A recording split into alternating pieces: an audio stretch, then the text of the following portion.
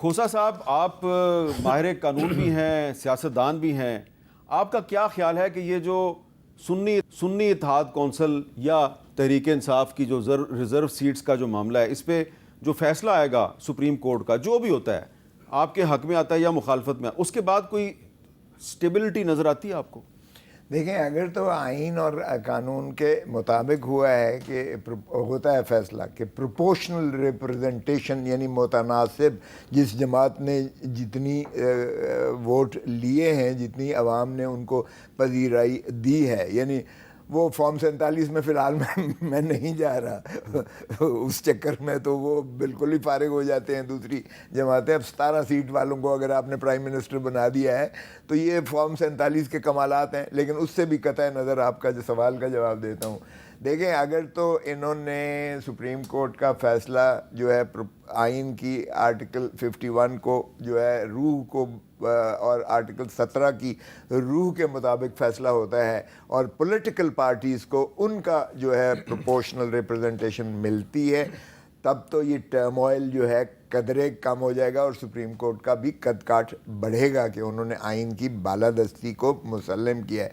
क्योंकि सारी ऑब्जर्वेशंस आपने सुनी होंगी कि देखें, पाकिस्तान तहरीक इंसाफ को वो काजी फाइज चीफ जस्टिस काजी फाइज ईसा साहब के उस फैसले ने, जो उन्होंने सिंबल के बारे में बल्ले का जो फैसला किया था, वो उसकी तशरीही इलेक्शन कमीशन ऑफ पाकिस्तान ने गलत करके और पाकिस्तान तहरीक इंसाफ को आज़ाद इनके उम्मीदवारों को फेंक दिया, हवा में फेंक दिया।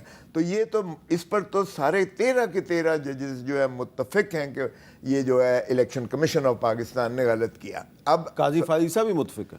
वो भी मुत्तफिक है। अच्छा, वो भी मुत्तफिक हैं कि गलत फैसला, बिल्कुल बार बार कहा उन्होंने कि मैंने कब बैन किया था, मैंने पॉलिटिकल पार्टी तो बैन नहीं की थी, आपने तो पॉलिटिकल पार्टी ही बैन कर दी। सो चीफ जस्टिस काजी फाइज ईसा साहब भी इसी पर मुत्तफिक हैं। सो एक बात तो तय है कि ये जो है ये नशिस्तें जो बंदर बांट की गई थी माशाअल्लाह, इनको और बाकी जमातों में हमारी नशिस्तें दे दी गई थी, और जिसको मुअत्तल करके अंदर घुस बैठी है जो पार्लियामान और असेंबलियों में आ गए थे, उनको निकाल बाहर अबूरी हुक्म के ज़रिए से कर दिया था।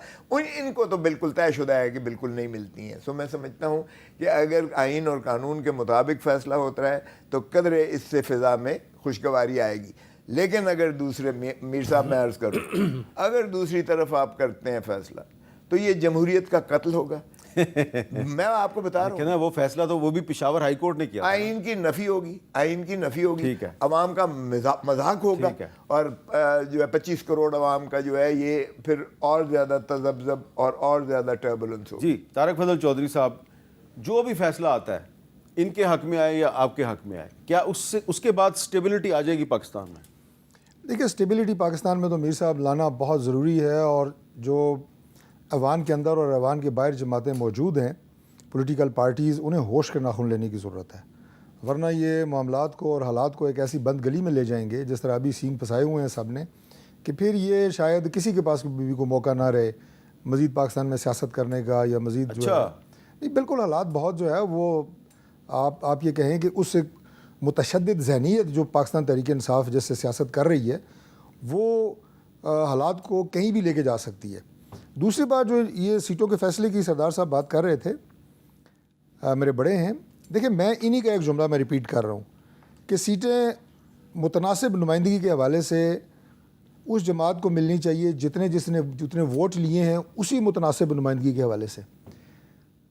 पाकिस्तान तहरीक इंसाफ ने जो कानूनी मुशावरत की, एक ऐसी जमात को ज्वाइन करें कि जिसने एक वोट भी नहीं लिया, ये इंतहाई कमज़ोर कानूनी मुशावरत थी। मेरा ख्याल सरदार साहब से नहीं की होगी उन्होंने, वरना ये कभी इस तरह का कमज़ोर और पुट्ठा मशवरा नहीं देते। सबको पता है कि इनका ताल्लुक पीटीआई से है, नहीं है, लेकिन मैंने कहा इत्तेहाद कौंसिल में तो ये गए हैं मजबूरी की वजह से। मैं अर्ज़ कर रहा हूँ कि मजबूरी में गए हैं, लेकिन किसी ऐसी जमात में जाते हैं कि जिस जमात ने इलेक्शन लड़ा होता। अच्छा, सुन्नी इत्तेहाद कौंसिल ने इलेक्शन नहीं लड़ा, उसके सरबराह खुद आप कह रहे हैं टेक्निकली इनका फैसला गलत है। टेक्निकली इनका फैसला गलत है, इसलिए मैंने कहा ना कि कानूनी मुशावरत कमजोर है। लोगों ने इनको वोट दिया, उनको क्या पता था कि ये हो जाना है? नहीं, लोगों का कसूर नहीं है, मैंने तो बड़ा सिंपल जुमला कहा है कि कानूनी मुशावरत इंतहाई कमजोर थी, वरना ये किसी ऐसी जमात में जाते जिसकी 1-2 सीटें होती।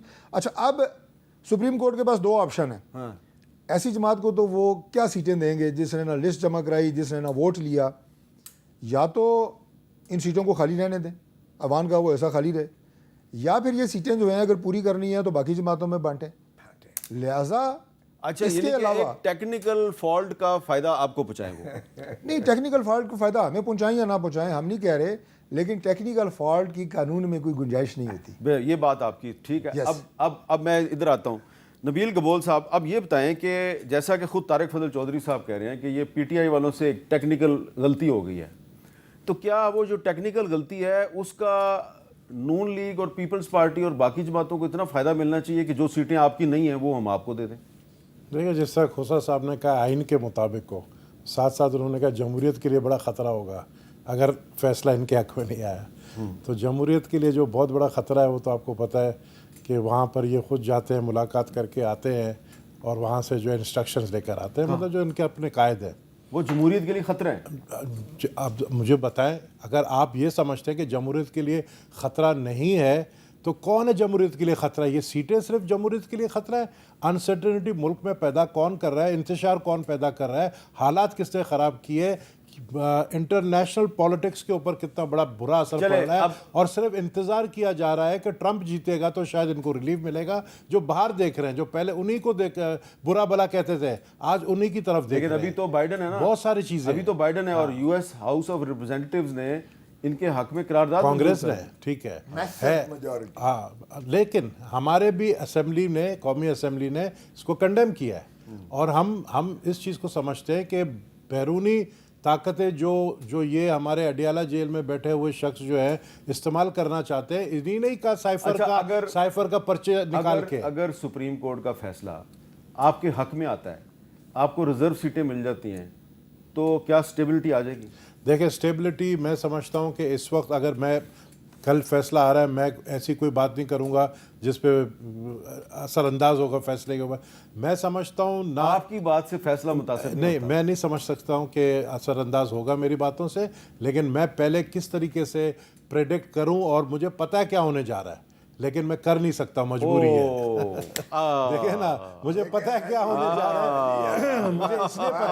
मुझे इसलिए पता है कि थोड़ा बहुत मैं भी डिप्टी स्पीकर रहा हूँ, थोड़ा बहुत इनकी तरह कानून को मैं भी समझता हूँ। मुझे एक चीज़ बताएं, जो अभी तारिक ने कहा SIC को इन्होंने कभी पहले पूछा नहीं, ये किसी और जमात की तरफ चले गए, मजबूरी में इन्होंने शेल्टर लिए SIC की तरफ से, उसको तो मिल ही नहीं सकता है। It is impossible.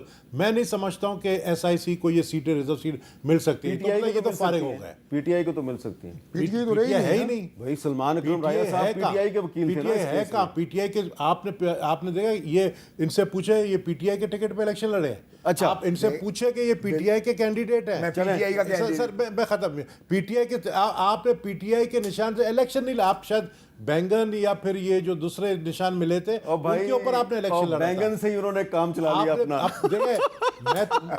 मैं तो ऐसे भी MNS को जानता हूं जो कहते थे कि रिटर्निंग ऑफिसर्स को फॉर्म 47, फॉर्म 48 इशू करने के लिए उन्होंने पैसे दिए। अच्छा, चले इनकी तरफ से।